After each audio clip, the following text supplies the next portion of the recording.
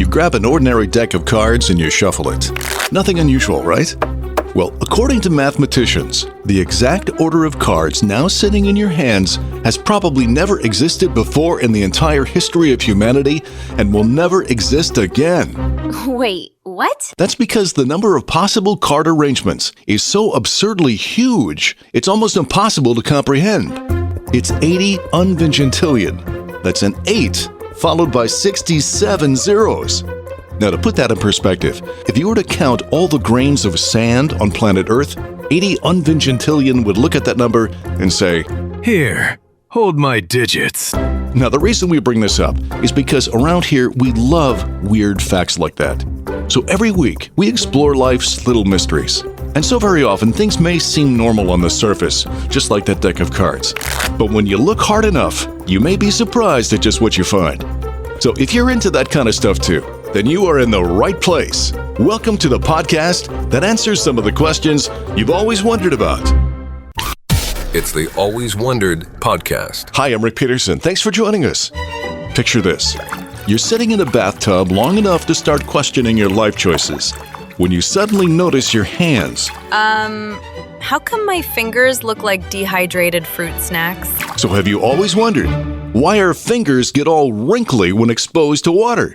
Well, it turns out this weird little trick may actually be one of evolution's sneakiest survival hacks. For years, scientists thought that pruny-looking fingers happened because our skin simply absorbed water like a sponge. But it turns out finger wrinkling isn't passive at all. Your body is doing it on purpose. Scientifically speaking, your fingers are not becoming soggy. They're entering grip mode. That's right. Researchers now believe those raisin-like fingers evolved to help us grab wet objects better. Dude, look! My hands are like tiny all-terrain vehicles. When exposed to water, blood vessels in your fingers tighten up, which pulls the skin inward and creates those wrinkles, which helps channel water away. Kind of like treads on tires, which made life a lot easier for our early ancestors. Grog now has power to catch slippery fish, climb wet rocks, and hold spear during rainstorm. And one day, descendants use same power to open shampoo bottle. Oh, and here's another odd twist. Your fingers wrinkle much more than any other parts of your body.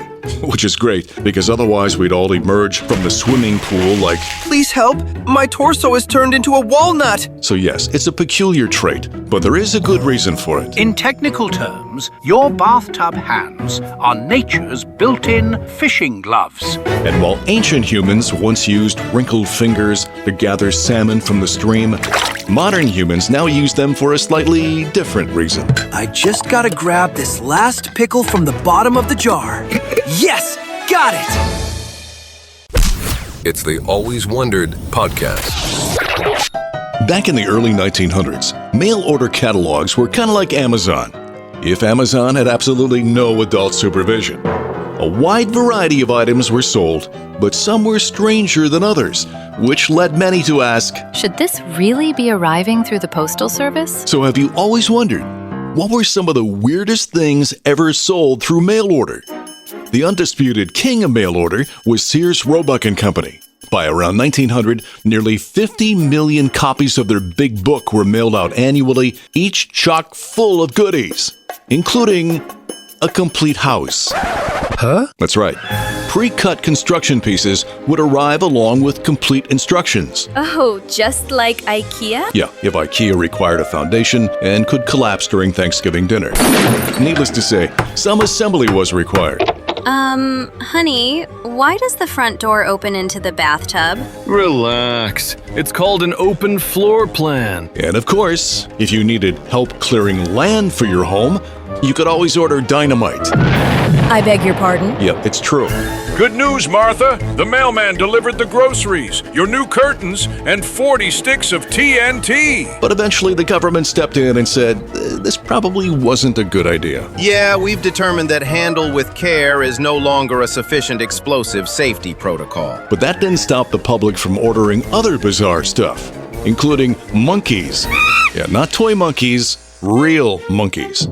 Because No household is complete without its own primate. I mean, just picture opening your mailbox and finding Oh, look how cute! Sure, they look adorable, but they're basically little chaos agents with opposable thumbs. Harold, the monkey is wearing my glasses again. He also appears to be driving the Buick.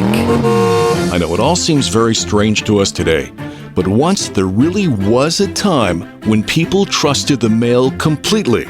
So if a catalog said, Build your own house. Americans said, Absolutely. if it said, Raise a monkey. they said, Sounds delightful. and if it said, Here's a box of explosives. people apparently replied, How soon can you get it here?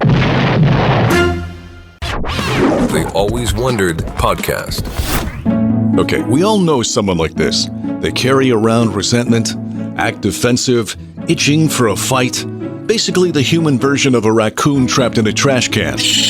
We describe someone like that as, He's got a real chip on his shoulder. so have you always wondered where the phrase chip on the shoulder comes from? Well, for starters, it has nothing to do with sour cream and onion dip.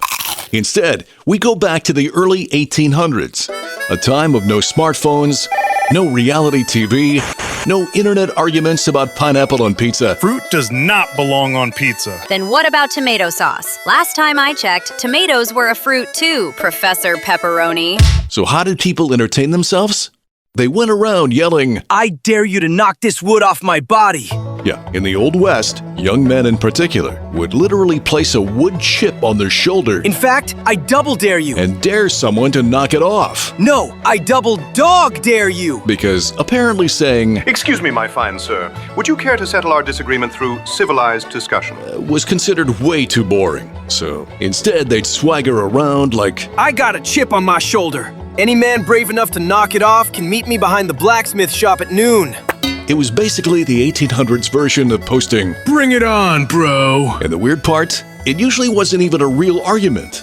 The guys were angry before anything even happened. Kind of like those people who honk their horns a half second after the light turns green. Now, over time, the phrase became less about a literal piece of lumber on our shoulder and more about an irate attitude. Like that one gym guy who thinks eye contact is a declaration of war? Yeah, that guy. Fortunately today, most people don't go around looking for fistfights. Instead, they're content to write a strongly worded Yelp review, I just had the worst experience ever. usually in all caps. Exclamation point! They Always Wondered podcast. Well, that wraps up this episode of Always Wondered.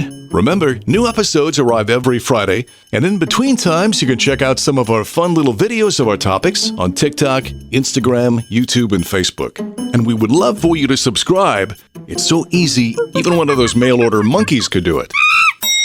All right, as always, we leave you with one to ponder. Have you always wondered, when we lose something, why do we always say, I found it the last place I looked. yeah, of course. Because once we found it, we stopped looking. It's weird. So until next time, stay curious and keep wondering. I'm Rick Peterson. Thanks for listening. The Always Wondered podcast. If you like what you hear, please subscribe, leave a 5-star rating, and a review. Listen on Apple Podcasts, Spotify, or wherever you get your podcasts. Feel free to offer suggestions for future topics or simply reach out to alwayswonderedpodcast@gmail.com.